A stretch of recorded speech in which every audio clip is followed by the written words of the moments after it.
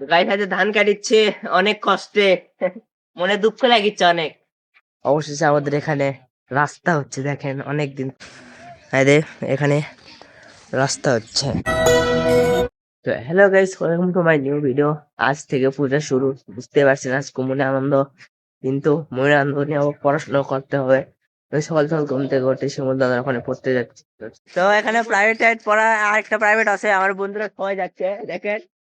Guys private থেকে এসে চান টান করে একটু শুষলাম, আর শুয়ে দাদু বলেছে জমি ঠিক করবি, কারণ অবশেষে আমাদের এখানে রাস্তা হচ্ছে, দেখেন অনেকদিন আরে এখানে রাস্তা হচ্ছে। তো এদিকেও হবে, আমাদের ওই শ্মশানের ও পর্যন্ত হবে, আর ওখান থেকে আরো দূরে যেতে পারে। তো চলে, তো চলেন ওই আমাদের শ্মশানের ওখানে একটা জমি, রাস্তার সাথে একটা জমি আছে, ধান লাগানো আছে, ওই ধানের কিছু রাস্তার সাথে কিছু ধানের গাছ আছে, সেগুলো কাটতে হবে। তো গাইস এখানে ধান কাটিচ্ছি, কারণ আমাদের গ্রামে এবার রাস্তা হচ্ছে, তো রাস্তার কারণে এগুলা মাটি সব সাইডে যাবে, আর এখানে ধান নষ্ট হয়ে যাবে, ওই জন্য সেই ধান আগে কেটে নিচ্ছি। তো চলেন ধান কাটি চল।